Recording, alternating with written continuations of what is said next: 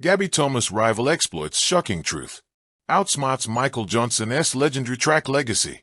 Daryl N.A. was hailed as a trailblazer when she became the first British woman to sign with Michael Johnson's Grand Slam track ahead of its much publicized launch in 2025. A three-time Olympic medalist in the 4x100-meter relay, she joined Michael Johnson's ambitious league with expectations of strong competition, major exposure, and substantial prize money. Less than a year later, however, her own remarks have cast a sharp light on the league's financial collapse. The 28-year-old sprinter arrived at GST fresh from one of the most consistent seasons of her career. She had captured the British 100-meter title, placed second in the 200m, and reached both Olympic finals in Paris, finishing fourth in the 100m and fifth in the 200m with a season's best of 10.92 in the semifinals. She also anchored Team GB to a silver medal behind the United States in the 4x100-meter relay. The squad's 41.55 at the London Diamond League tied the national record and stood as the fastest relay performance of the year. With that background, her decision to align with Johnson's project appeared entirely fitting. On a recent YouTube vlog, N.A. ranted short and crisp, "Babe, there was no money. There was no money." It was a striking reversal of her excitement less than a year ago. Remember that vlog? Before the opening event in Kingston. It's currently Friday and I head to Jamaica on Wednesday. I'm so excited for the season opener. Oh my God, let's go and get this money at the Grand Slam. So, her recent candid yet sarcastic remark has come to symbolize GST's failure to meet the basic obligations it had set for its athletes. Her debut in Jamaica underscored the disappointment. While Sydney McLaughlin Levon dominated the women's 400-meter, British athletes struggled to make an impact. Josh Kerr fell well short in his race while N.A. faded in the women's short sprints. Melissa Jefferson wouldn't triumph after a tense battle with Jenna Pandini, leaving N.A. in fourth place and far from a form that had carried her to Olympic finals only months earlier. Though Matt Hudson-Smith salvaged some British pride with a long sprint victory on day 2, the overall assessment was harsh. The curtain raiser had exposed gaps both on the track and behind the scenes. By mid-season, the league's problems were no longer whispers. Organizers had publicly claimed to secure $30 million in funding, yet only $13 million ever materialized. A lead investor, Wyanners Alliance, had merely extended an option for additional support, not a guarantee. When another major backer pulled its eight-figure commitment shortly after the Jamaica event, GST's finances crumbled. Cost-cutting followed, including shortening the Philadelphia meeting from 3 days to 2 before the Los Angeles finale was cancelled altogether. Johnson himself admitted the league had spent too quickly, citing first-class airfare and single-occupancy hotels as examples of unsustainable expenses. For N.A., the irony could not have been sharper.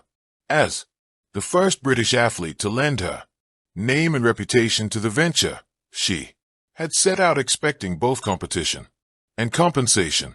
Instead, her plain spoken reflection now stands as the most telling verdict on the enterprise. The vision of a global athlete-centered league may yet be revived, but the sound bite remains. There was no money. Daryl N.A.'s excitement turned to mockery as Johnson's Grand Slam track failed to pay its stars. Daryl N.A. once described her entry into Michael Johnson's track event as a breakthrough for her career, a fresh stage to compete in a novel environment. "I'm really excited to be the first British woman announced as joining Grand Slam track and can't wait to start racing in this fresh new league," she shared back in November 2024.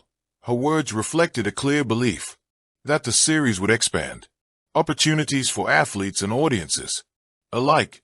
The promise of racing twice in a weekend had appealed to her, and she had considered the concept an amazing opportunity to compete at the highest level in a whole new format. That conviction, however, stood in stark contrast to her later tone. As Michael Johnson's league faltered under the strain of unpaid prize money and cancelled events, Nada did not remain silent. What she had once embraced with energy and optimism became the subject of mockery, an acknowledgement of the chaos left behind. The very competition she had called fun and exciting for all of us as races now symbolized for her and many of her peers a broken commitment and a source of frustration. The change in her language illustrated the wider collapse of trust between athletes and organizers. When the financial troubles of Grand Slam track became undeniable, NA's shift from proud ambassador to outspoken critic captured the extent of the disappointment. High remarks in the early months had placed her at the forefront of the project's image, but her later ridicule exposed how swiftly faith had been lost. Track and field has long been fueled by pride, legacy, and the pursuit of timeless excellence. Among the pantheon of legends, Michael Johnson stands as a towering figure, the man who redefined the 200m and 400m, bending history with his upright stride and unshakable dominance, but in a twist that stunned fans and observers alike. One of Gabby Thomas' fiercest rivals recently made an admission that cast shadows over Johnson's beloved track event, sparking debates about its fading glory. The event in question, the 200m, has always been the sweet spot, short enough to showcase raw speed, long enough to demand endurance and technical brilliance. Johnson's legacy in the event, capped by his iconic 19.32s at the 1996 Atlanta Olympics, set a gold standard that athletes like Gabby Thomas now strive toward. Yet, the event finds itself caught in a struggle for recognition amid the glitz of the 100m and the tactical endurance of the 400m. When Gabby Thomas' rival stepped forward with her candid admission that the 200m doesn't inspire the same thrill anymore, the words landed like a gut punch. For fans who revere Johnson's records shattering dominance, it felt like more than criticism. It was a lament that shook the foundations of a once prized distance. The rivalry angle. Gabby Thomas, known for her blistering curve, running and fearless spirit, has kept the 200m relevant in recent seasons. High Olympic and World Championship medals are proof of her dedication to the craft, but her rivals' words cut deeper because they suggested not just a personal disillusionment, but a broader problem. If rising stars no longer view Johnson's crown event with the same respect, what does that mean for its future? The rivalry itself adds weight. Gabby Thomas has thrived on competition, dueling with the likes of Sha'carri Jackson, Elaine Thompson-Hyra, and Dina Asher-Smith. For one of these rivals to publicly downplay the event they fought tooth and nail to master reveals a worrying disconnect between tradition and shadow. Johnson himself often speaks about the mental and physical balance required for the 200m. It's not simply an extension of the 100m. It demands precision, pacing, and a finishing kick honed to perfection. His legacy rests on elevating the event into one of track's crown jewels. That's why the rivals' admission feels so upsetting. It undermines decades of work, history, and the aura that Johnson helped to build. Conclusion: a call for redemption. Thank you for watching. Please don't forget to hit the subscribe button, like and share.